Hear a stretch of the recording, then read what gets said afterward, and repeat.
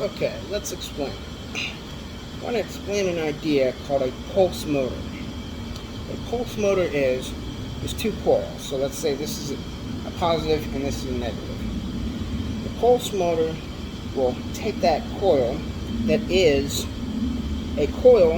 at, say, 10 henries of inductance and a capacitor that is at 10 farads of capacity, and will oscillate that with a pulse width modulator. So with a pulse motor, what would happen is you would start pulsing it. And at first it would be sporadic. As it goes, if I can get this to go right, as it goes, it starts pulsing up and down. You can start getting it to go faster and faster if you pulse it just right. And as you see, I can spin it and it will rotate. Now, if you pulse it in just the right way, it will just keep on spinning, using minimal amounts of energy to get the rotor to spin in longer duration. If I can slow it down here, you can see how pulsing it just right, I can get it to spin.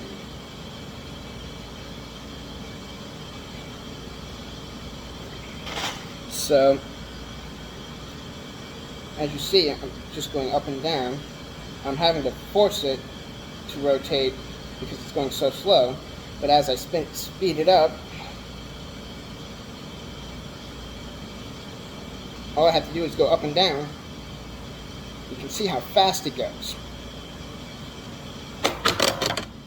And if it goes too fast, and if you have it go too fast, or you don't have it fully controlled, it'll go out of control, as you just see. So,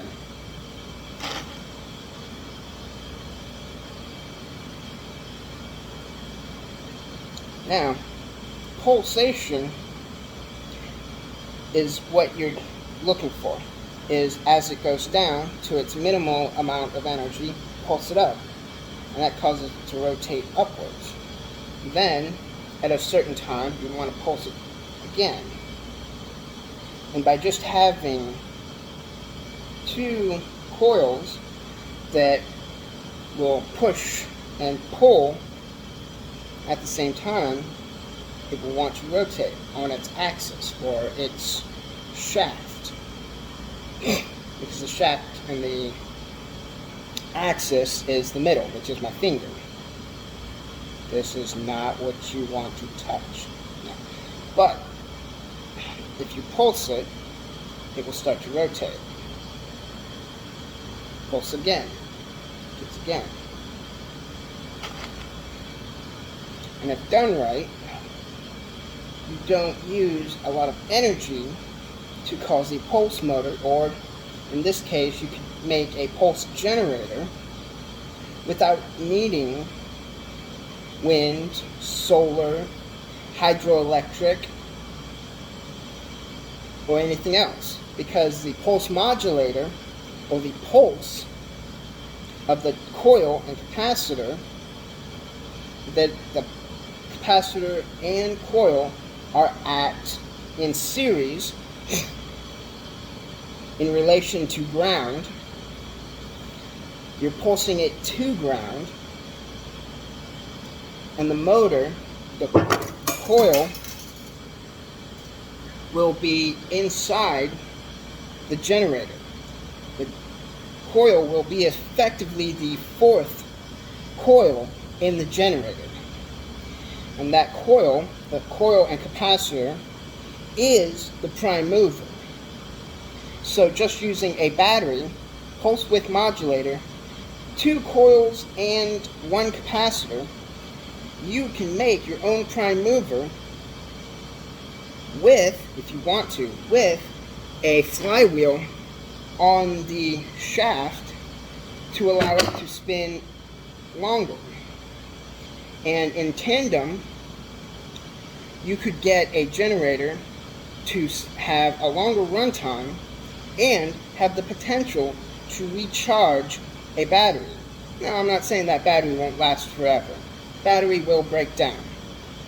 But you will have a long-lasting generator because of the momentum and the speed, or the centrifugal of the flywheel, and the prime mover of the pulse coil. So as you see, I'm just pulsing it up and down. My finger is going up and down, as you can see, and it's rotating. And as long as you pulse it at just the right time, we should know this because we messed with clocks, and we know time is very specific to any system. At the wrong time, if you're not pulsing it at the right time, it'll peter out. But if you pulse anything at the right time with the right amount of energy, it will potentially, not forever, but potentially go for a long time. But once again, we haven't mastered that, or at least we haven't put it all together. We just continue to think, oh, we just put lots of energy in, and we'll probably get lots of energy out. But see, right now, I'm trying to pulse it, and it's not working because I'm not pulsing it properly. Not going properly. So, you have to pulse it just right. And that was what Nikola Tesla was trying to explain to us. He was using the pulsation of the Earth. He was trying to connect a physical coil to the electromagnetic coil of the Earth in such a way that they will be linked or synced or connected or in resonance or resonance,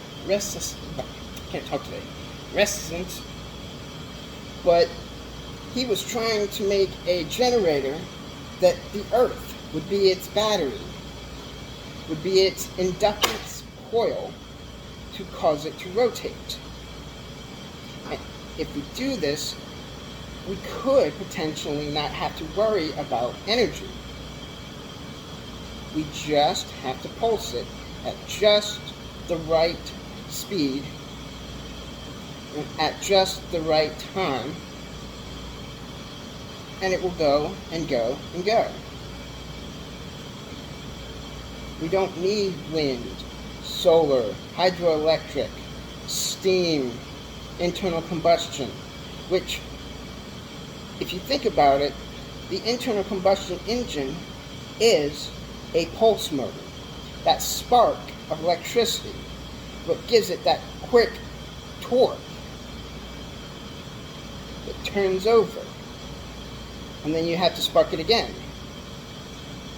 So we already technically know that a pulse motor works. We've been making pulse motors. Just we don't think of them as a pulse motor. But the internal combustion engine is just that.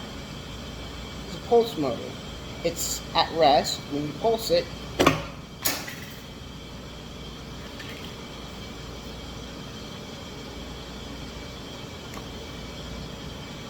it spins.